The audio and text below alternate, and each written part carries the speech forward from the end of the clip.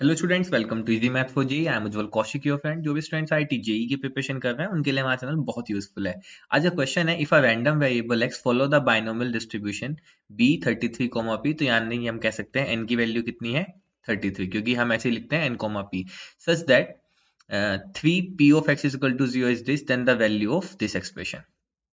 तो चलिए हमें यहाँ पे बाइनोमियल डिस्ट्रीब्यूशन की नॉलेज होनी चाहिए। सबसे पहले बाइनोमियल डिस्ट्रीब्यूशन को समझ लेते हैं कि बाइनोमियल डिस्ट्रीब्यूशन क्या होता है। कि अगर हमें प्रोबेबिलिटी निकालनी हो एग्जैक्टली आर इवेंट होने की, so that is n C r p की पावर आर क्यू की पावर एन माइनस आर, जहां पे एन क्या होता है, number of independent trials. P क्या होता है, पी होता है हमारा प्रोबेबिलिटी ऑफ सक्सेसफुल ट्रायल। और क्यों क्या होता है, क्यों होता है प्रोबेबिलिटी ऑफ फेलियर ट्रायल। ठीक है। और पी और क्यू में एक बहुत सुंदर सा रिलेशन होता है, p plus q is equal to 1 का। तो बस ये हमारा बाइनोमियल डिस्ट्रीब्यूशन होता है। तो चलिए यहां से हमें एन की वैल्यू कितनी गिवन है 33, तो हमें एक एक्सप्रेशन गिवन है that is 3 probability of x is equal to 0, this is probability of x is equal to 1। ठीक है।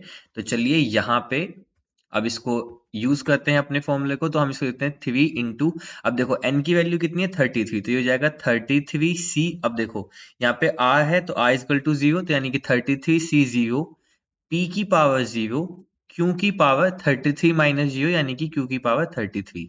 This is equal to p x is equal to 1 के लिए क्या होगा 33c1 p की पावर 1 q की power 33 minus 1, तो यानी कि 32। ठीक है। तो अब हम जानते हैं कितना होगा 3 इंटू 33, सी जीरो की वैल्यू 1 होती है, पी की पावर 0 की वैल्यू 1, तो यहां से बचा q की power 33। This is equal to 33c1, तो nc1 की वैल्यू क्या होती है, n ही होती है, तो यहाँ पे आ जाएगा 33 और ये हो जाएगा p इंटू यहाँ पे हो गया q की पावर 32। अब देखो इस p क्यू की पावर 32 से यहाँ पे कैंसिल हुआ, तो यहाँ पे सिर्फ एक q बच जाएगा, तो 3q is equal to 33p, और यहां से q बाई p कितना आ गया मेरा 33/3, तो यानी कि 11। तो यहां से मेरा q बाई p कितना आ गया 11। चलिए अब हमें फाइंड आउट क्या करना है, थोड़ा उस पर काम कर लेते हैं। हमें फाइंड आउट करना है probability of x is equal to 15 upon probability x is equal to 18 minus probability x is equal to 16 upon probability x is equal to 17। ठीक है। चलिए तो x इज इक्वल टू 15 को पहले मैं ओपन करता हूं, तो ये कितना हो जाएगा 33c15 p की पावर 15 q की पावर 33 माइनस 15, तो कितना आ जाएगा 18, है ना, 8 5 13। ठीक है। अपॉन, अब मैं p x is equal to 18 को ओपन करता हूं, तो 33c18 p की पावर 18 और q की पावर 33 माइनस 18, तो यानी कि 15। ठीक है। Minus p x is equal to 16 को ओपन करते हैं, तो 33c16 p की पावर 16 q की पावर 33 माइनस 16 यानी कि 17 अपॉन ऐसे ही 33c17 p की पावर 17 q की पावर 16। ठीक है।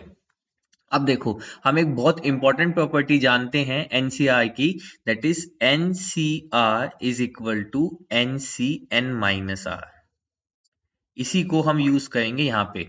तो देखो जो ये 33c18 है, ठीक है, तो देखो ये 33c18 है, इसको मैं क्या लिख सकता हूँ 33c33 माइनस 18, तो यानी कि 33c, अब 33 में से 18 जाएंगे तो 28, तो यहाँ पे क्या बच जाएगा 15, तो यानी कि 33c18 जो है वो 33c15 के इक्वल है। और देखो न्यूमरेटर में भी हमारा 33c15 ही है, तो ये आपस में क्या होगा कैंसिल आउट हो जाएगा। सेम ऐसे ही अगर मैं देखना चाहूं तो यहाँ पे है 33c16, तो देखो 33c16 is equal to 33 minus 16 with the help of this property, तो 33c16 ये किसके इक्वल आएगा 33c17 के। तो यानी कि ये वाली टर्म और ये वाली टर्म आपस में इक्वल है, तो ये कैंसिल आउट हो जाएंगी। तो अब देखो रिमेनिंग क्या बचेगा मेरे पास, इक्वल टू लगा लेते हैं चलिए। ठीक है। तो यहाँ से ऊपर बच जाएगा क्यू की पावर 3, क्योंकि नीचे क्यू की पावर 15 है, तो ऊपर बचेगा क्यू की पावर 3 अपॉन नीचे में बच जाएगा पी की पावर 3 माइनस यहाँ पे कितना बचेगा, ऊपर में बच जाएगा क्यू एंड डिनोमिनेटर में बच जाएगा पी। ठीक है, अब देखो q बाई पी की वैल्यू कितनी थी 11, तो बस यहाँ पे हम इसको रखें तो ये हो जाएगा 11 की क्यूब माइनस 11, 11 की क्यूब कितना होता है 1331 माइनस 11, तो यहाँ से आ जाएगा 1320। ठीक है, तो 1320 option 1 is our right answer. So I hope you are able to understand the video. If you have still doubt, you can ask to me into the comment box. Thank you very much. Please subscribe the channel. Be happy.